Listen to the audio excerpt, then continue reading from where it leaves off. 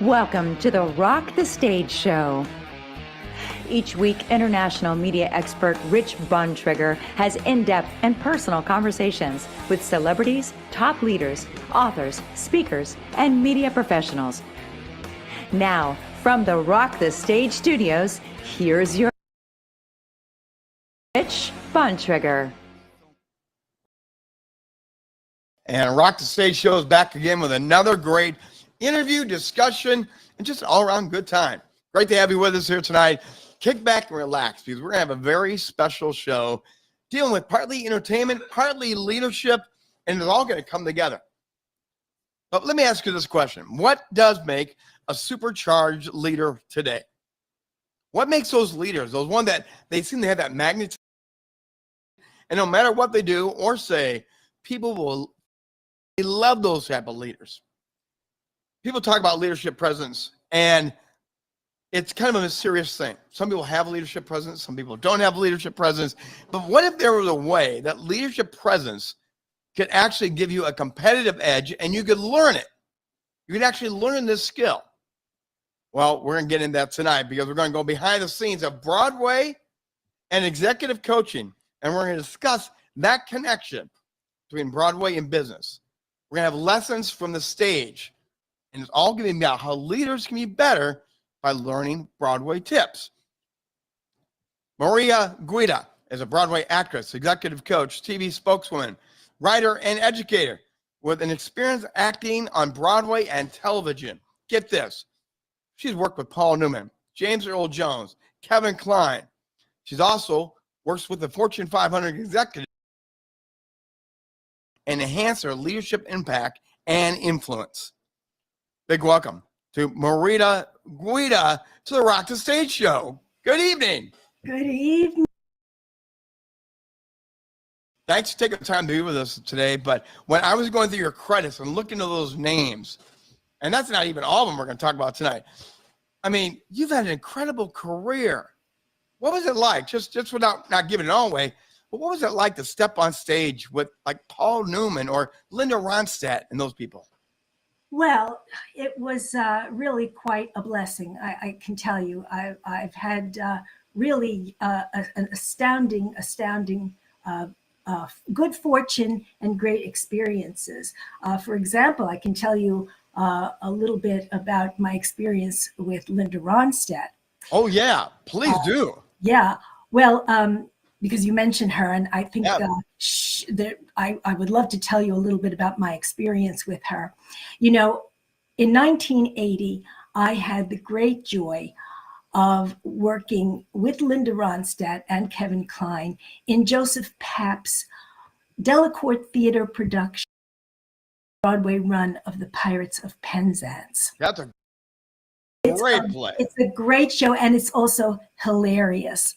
And I found Linda to be one of the most down-to-earth people that I have ever known. And she had a quality of commitment to the audience that I had never seen. Oh, yes. And by the time I worked with Linda, she had already been a rock star for many, many years. But she lacked experience in the setting that we were working in, the Broadway theater. So Here she was, a big star, loved by people all over the world. And she was now working with people who had more experience than she had in this particular setting. Now, at one particular performance, Linda was not happy with what she had sung. Now,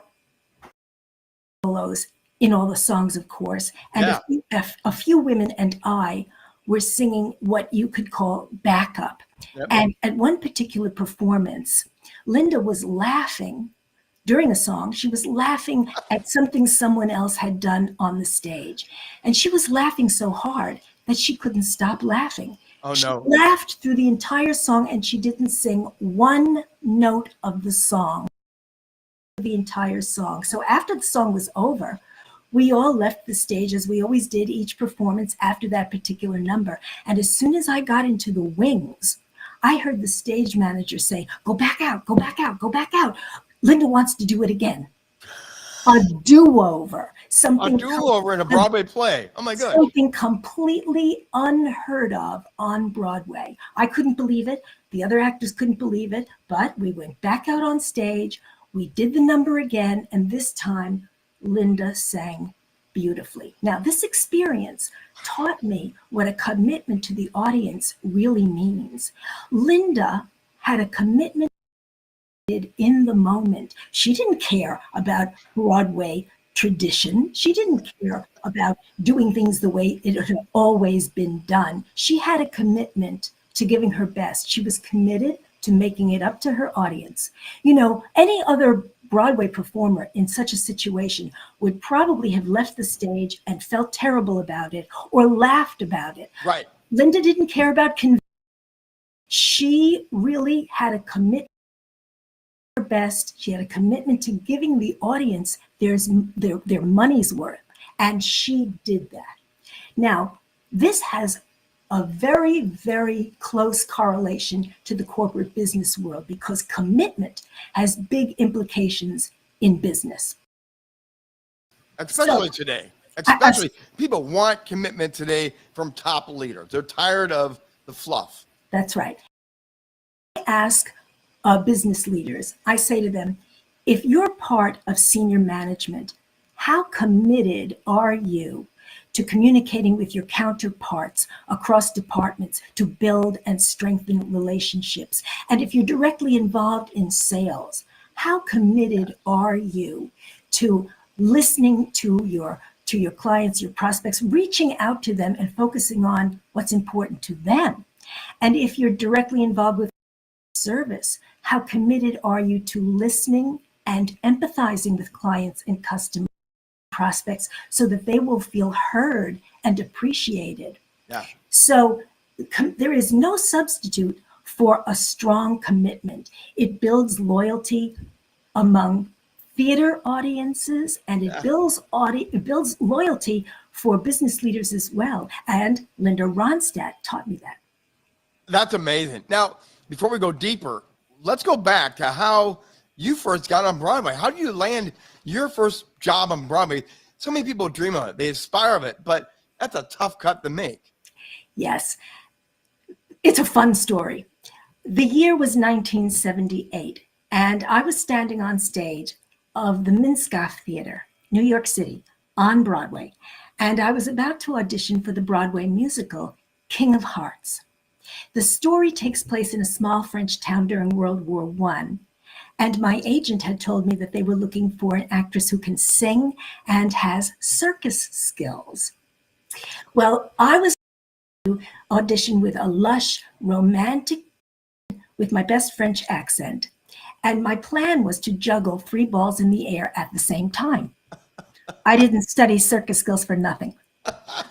The song was from Kismet. Those promising skies, petals on a pool drifting.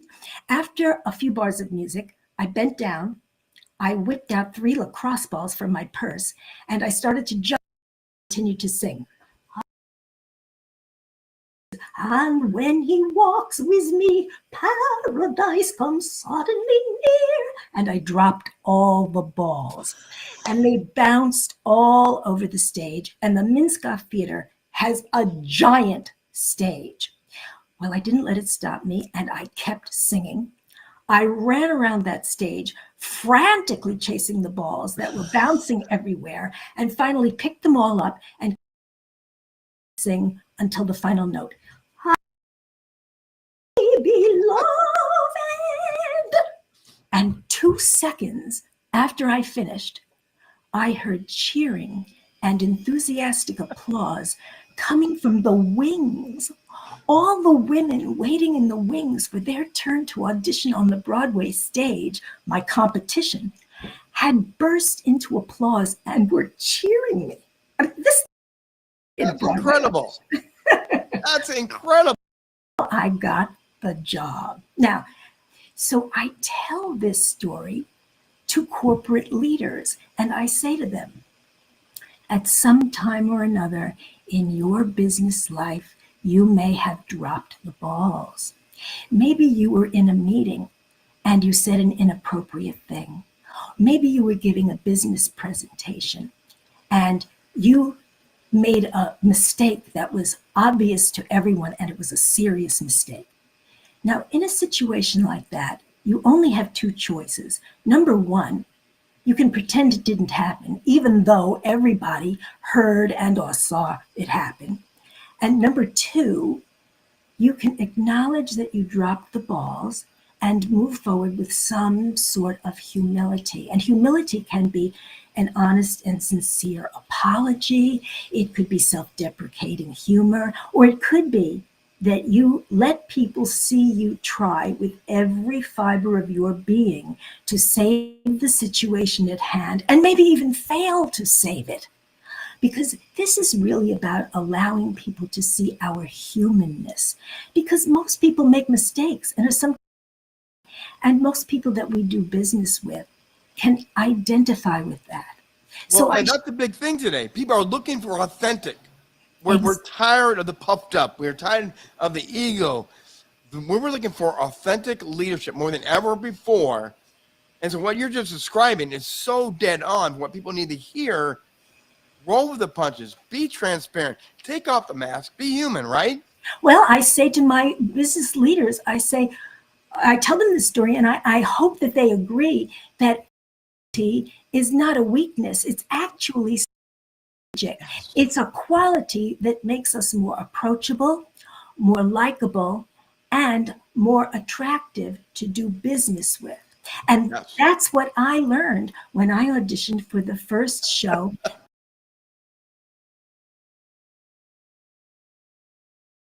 That was amazing just to listen to that. So thank you. Well, thank you. That's very sweet of you. I haven't sung that song in a long time. Wow.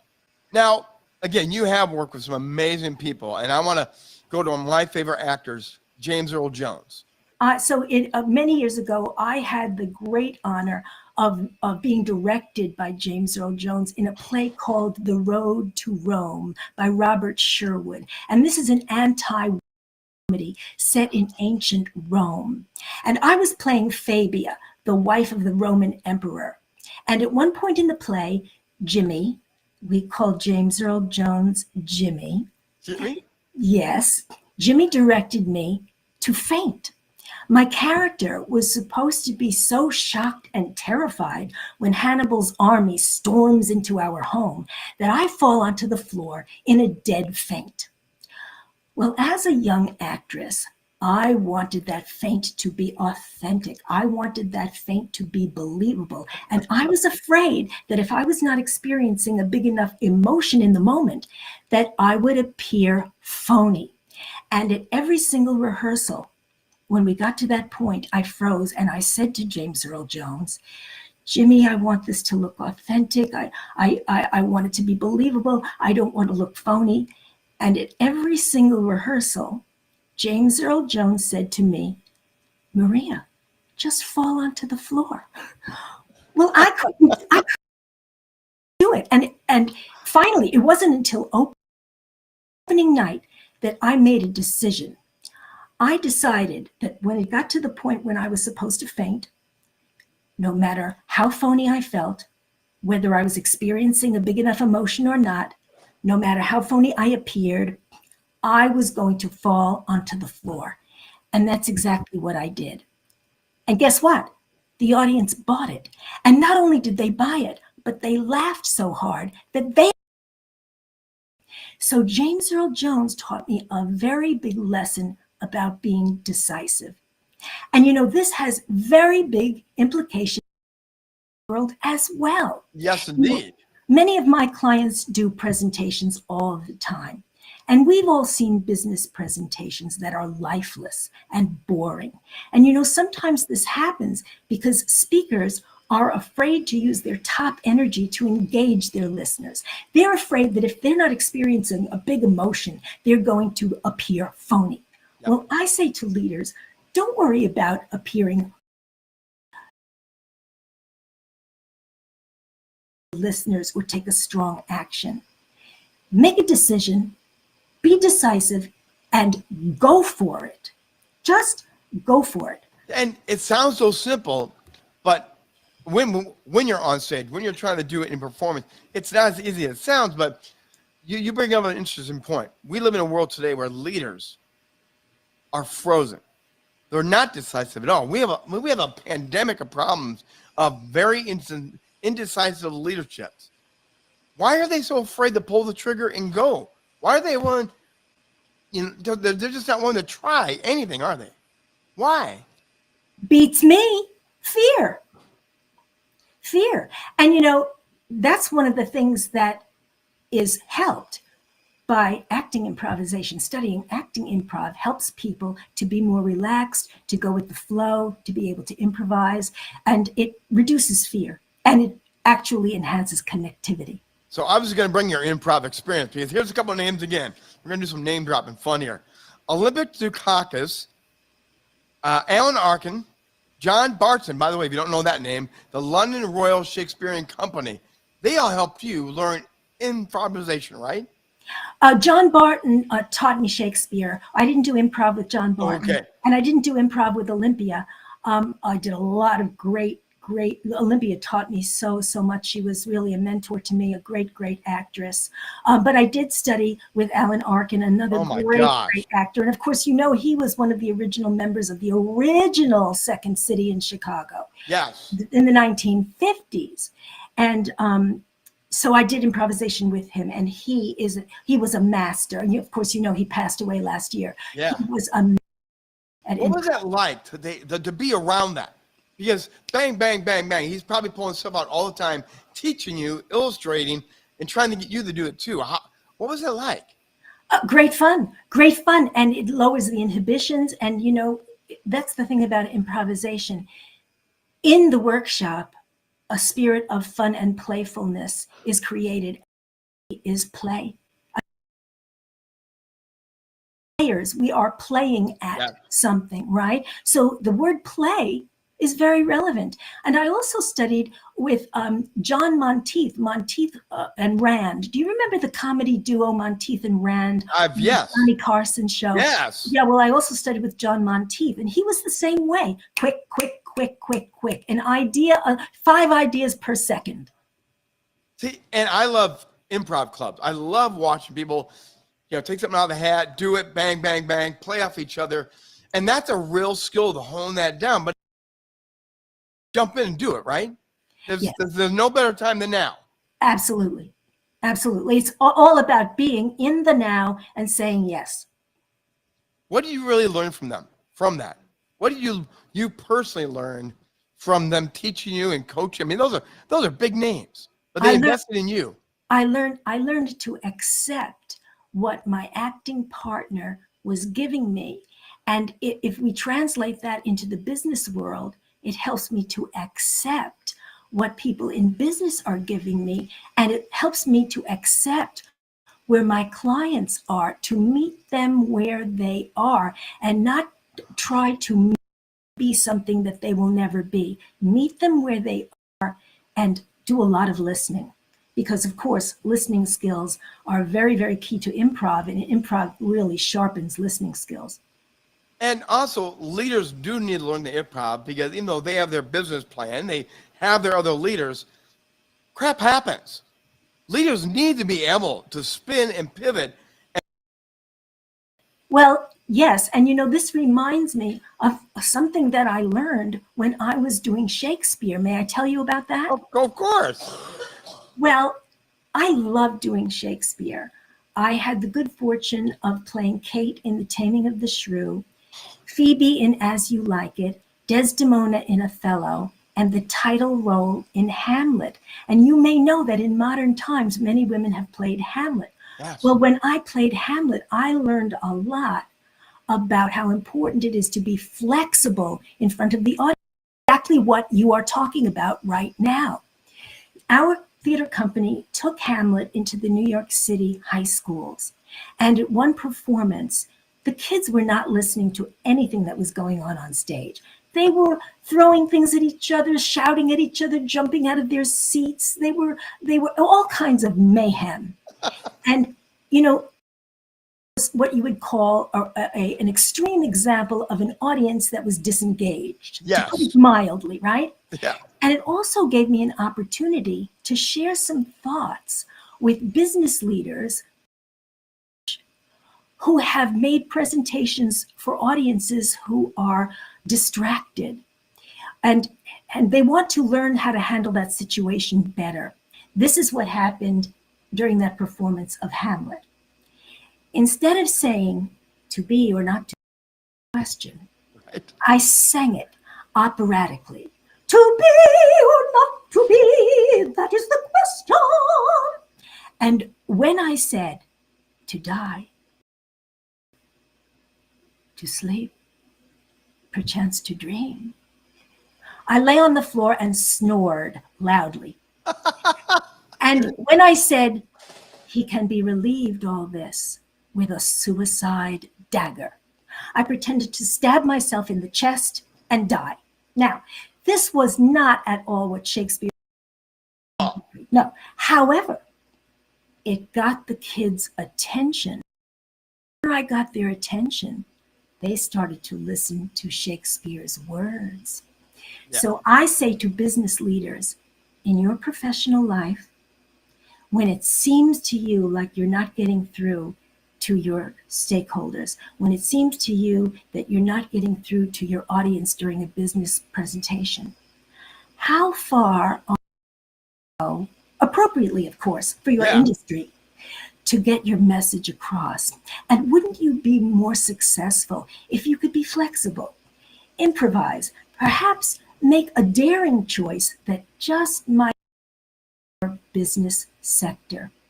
So flexibility works for actors playing Shakespeare, and it also works for leaders in any industry. Well, and I think there's another lesson there too as well. You have to know your audience, because you the school kids. You weren't in a theater with adults all dressed up for the night. You were with children. You have to know your audience, what they listen to, what they relate to. How can you break that glass to pull them in? If you don't know your audience, you're not going to succeed at anything. Exactly. Now, I do want to ask you, you work with JP Yes. Morgan, Johnson Johnson, Morgan Stanley. What's it like when you first approach them and say, I'm going to teach you about executive presence, talking about Broadway? What's their idea of Broadway and leadership coming together? I don't always say it first. Really?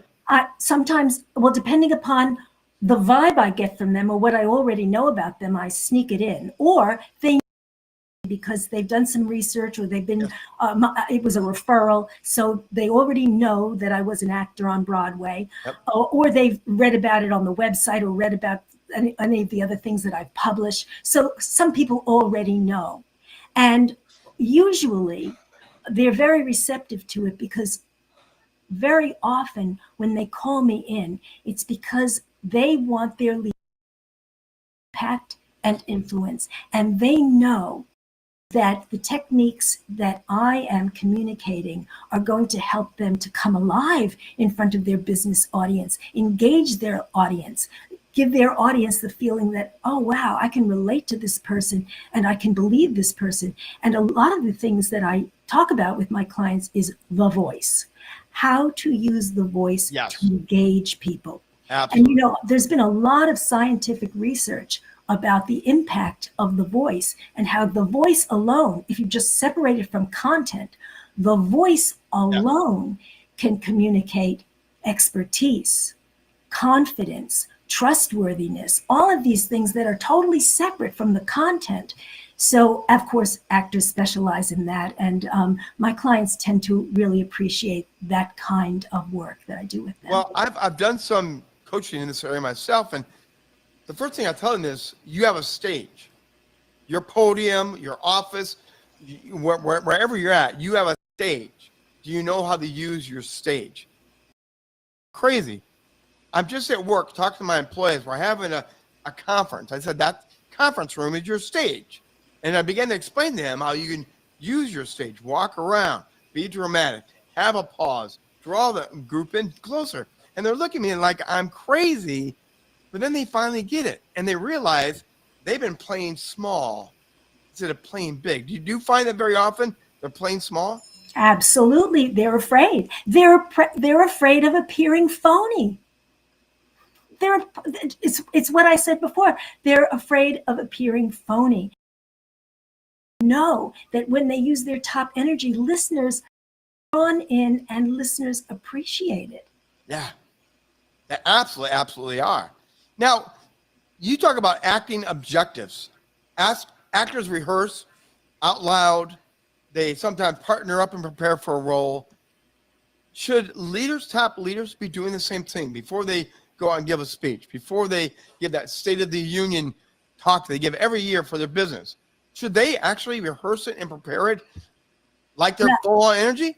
Well, rehearsing, there's no substitute for rehearsal. However, most people who rehearse, who are not actors, are not rehearsing correctly. Right. And many people are doing what their high school teacher told them to do, which is to rehearse in front of a mirror. Well, I don't know about you, but if I'm in front of a mirror, I'm thinking, oh, I have a pimple here. I'm having a bad hair day. Oh, this lipstick is the wrong color. All I'm doing is focusing on the way I look. That is the last thing that I should think about when I'm in front of the business audience. I do a lot of presentations because I'm a professional speaker in the corporate world as well as a coach. So I think about my hair, my makeup, my this, my that, and then I have to get all that. That's one aspect of preparation, but that's the easy part. The rest of it has to do with focusing on what I want the audience to feel and ultimately what I want that audience to do when they leave my presentation. And so therefore, it's about the mindset. And when I teach people about objectives, I help them to choose an objective moment to moment according to what they want the listener, the business listener, to feel and then do, because it's about doing, right? What do I want these business listeners to do when the presentation is over? Well, the other big one that I think leaders often miss, they have to talk all the time to fill the air.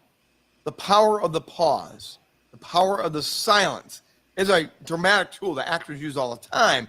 Leaders need to learn when to shut up and let people bring it in, think for themselves, and then go back in. That pause can be very strong, can it? I always talk about the power of the pause. Do you remember the great actor John Gielgud? Oh, yes. And he was famous for his mellifluous voice. And he played Hamlet. He played all the great Shakespearean roles. Do you know what he said? He said that the most important moments of Hamlet's soliloquies are the pauses. When it's done right, yes. When it's done right, absolutely. Yeah. Well, leaders they have to fill the void. They have to fill the void. What can you tell leaders right now about pause? Take a breath. Take a beat or two. What can they do? Well, I say be kind to your audience. Recognize that the audience needs a moment to digest what you just said, right? Yeah. Because the audience is taking in a lot. Whether you're in person or on a video, they're listening to your voice, so they're taking in all of the information that the voice conveys, and they're taking in your physicality. They're taking in all of the information that your physicality conveys. They need a moment to digest it all, to make meaning of it for themselves. So I tell them, take a pause, allow them to digest what you've just said and digest the information. And interestingly enough, when we pause, not only does it allow people to digest what we've said, but it draws people in. Yes. Many of my clients feel that if they're not talking, people will leave or they'll stop listening. And I say, no, it's the opposite. If you stop talking, people will be glued to you and think, what is she going to say next? Well, again, on the Broadway stage, there are moments where you drop your voice down and you want the audience to lean in, physically lean in to the stage. And then you'll come back big and strong and they pop back. You have a give and take with the audience. Leaders should be doing the same thing with that. You want your people to lean and say, what's he talking about? What's he saying? And then boom, give it to him, right? Yes. And not only is it a give and take with the audience, but it's a give and take with my acting partner. So again, it comes back to being improvisational and doing a lot of listening. Whatever information that actor is giving me, I have an objective because I want to do something. Acting is doing something to an object for a person, a purpose. Doing something to an object for a purpose. And this is why when I talk with people about their body language, and sometimes you can tell that they've studied with some, well, let's just say you can tell sometimes when they've studied and learned some things that make them appear awkward. Yes. And I say to them sometimes, why are you doing this gesture? For example, I'm not going to demonstrate the gesture, but I have seen business leaders and I have seen politicians do gestures with their hands that no normal person does. Well, locally on TV, we've got people that are doing this during their commercials. It's like a triangle. Now, the hands don't go anywhere else, and even when they talk, they're like this. The triangle always come together. I'm laughing. I'm going, that looks horrible. Who told you to do that? Exactly. So I say to people, if that gesture doesn't come from an organic impulse to do something to your audience, don't gesture. There's nothing wrong with standing in front of the audience with your arms down. And sometimes I give them an exercise and I say, spaghetti arms. Do nothing with your arms. I dare you. I challenge you to do nothing. I challenge you to make no gestures at all. You're only allowed to gesture when you have a gesture that's going to be meaningful to you.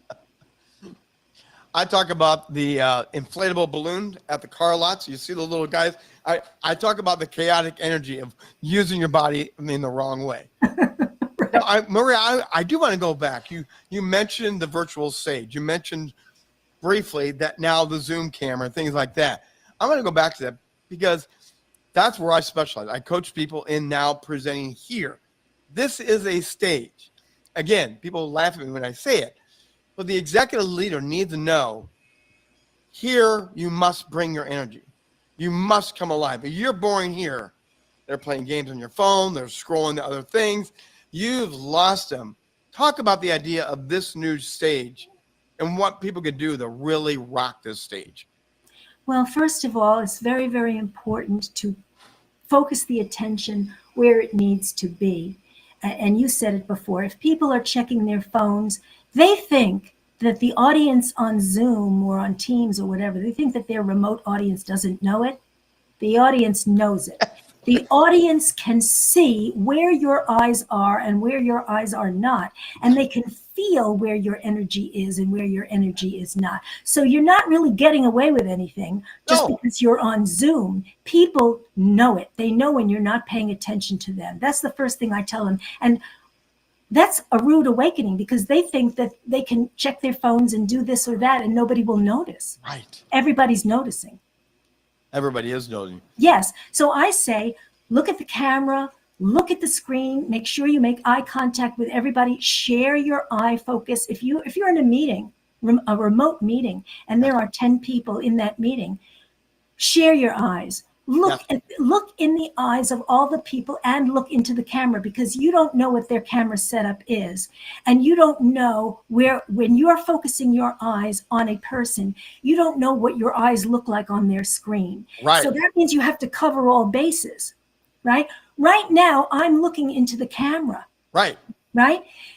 So I say to people, cover all bases. Look into the camera, look at people's eyes, and rehearse it, practice it. Practice it. If it's uncomfortable for you to look at the screen or look into a camera, practice looking into a camera. Set up your camera with nobody there. Exactly. And practice it over and over again because it's just a question of getting used to it. That's all it is. Well, what did we do before we started today? One of the things we did before we started was, where do you want me to look, Rich? And I said, look straight forward, right at the camera. And you, great, that's what I'm going to do. Even every time we do this, you have to know where you're looking, where you're going, how you're going to communicate. And again, leaders aren't thinking that way. Right, exactly. They're not. And so one of the things that I tell them to do is to rehearse correctly. Yeah. Don't ever rehearse in front of a mirror. Make sure that you're sharing your focus. If you're going to do a presentation, don't memorize the presentation unless you're an actor, because most people who aren't actors with memorized content, Yep. sound memorized, and then what happens if you forget what you're about to say? Then you are lost unless you have really sharp improvisational skills. Right. So I tell my clients, okay, you can take notes, prepare notes for your presentation, and most of my clients use PowerPoint to a high degree. And I say to them, don't make PowerPoint your higher power. Thank you very much. Thank you. I love Right? you. Okay, so I say to them, you are the star of the show. Yes. And star is not a dirty word. You are the star of the show, and the PowerPoint is there to help you. You are not there to help the PowerPoint. If that were true, then the audience could just read your presentation on the train going home. Why would they need a human being in front of them? No PowerPoint presentation, no matter how good the content is going to be as dynamic and persuasive as a live human being who can be captivating. Nothing on the page on your train ride home is going to be captivating the way a speaker can be captivating. But this goes back to what we began with. Leaders are hiding, and they're hiding behind their PowerPoint. Look at the screen and listen to me. They're hiding.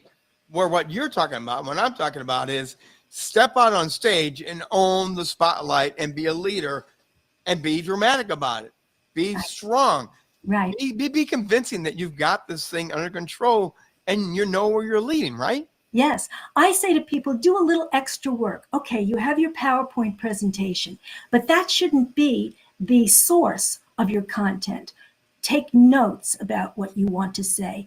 Then write it out if you need to. And the last thing you should do is prepare your PowerPoint slides. Only 3 points per slide. Have as few slides as possible, right? Yes. Only 3 points per slide. And make sure that when you're doing all of this work, when you rehearse, speak your notes. Look down and look up. PowerPoint slides were never designed to be notes for a speaker. They're not speaker notes. They're not. They're only a visual aid to the audience and minimal. Well, I tell them to use more pictures, less words. Oh, absolutely. Because then you storytell and they have a visual while you storytell.